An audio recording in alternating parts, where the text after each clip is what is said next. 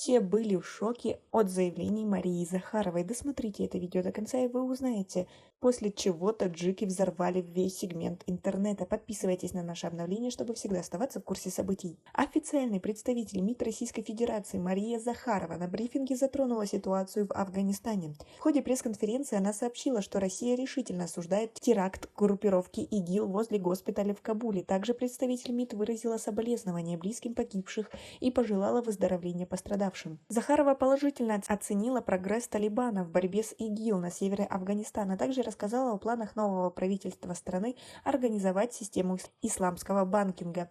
Отдельно дипломат затронула сообщение о фронте национального сопротивления Афганистана, который через СМИ распространил информацию о готовности продолжить борьбу с талибами. Считаем, что различным этнополитическим силам страны стоит воздержаться от действий, провоцирующих межафганский конфликт. Также следует искать пути к взаимопониманию и национальному примирению, заявила Захарова.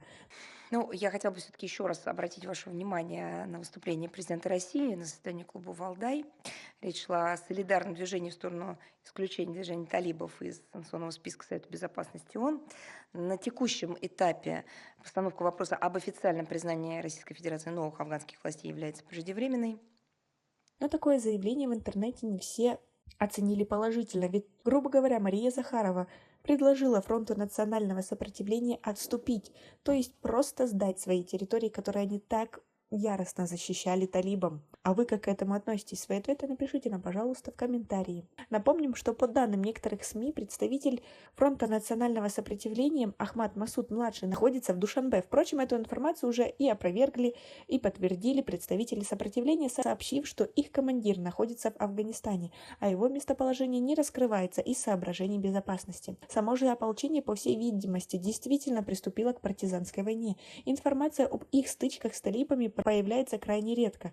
По последним данным, бойцы фронта национального сопротивления по-прежнему контролируют большую часть провинции Паншер, осуществляя вылазки в соседние районы. Также стоит отметить, что лидеры Афганистана, находящиеся за границей, в том числе маршал Абдул Рашид Дустум и Ато Мухаммади Нур, заявил о создании Высшего совета национального сопротивления, который готов бороться с режимом Талибана, если те не согласятся на переговоры. Вместе с тем мы полагаем, что конкретные практические шаги Кабула навстречу ожиданиям международного сообщества и региональных партнеров, в частности в деле формирования этнополитически сбалансированного правительства, продолжения борьбы с терроризмом, борьбы с наркопреступностью, соблюдения основных прав и свобод граждан, действительно могут оказать стимулирующее воздействие на вышеуказанные процессы.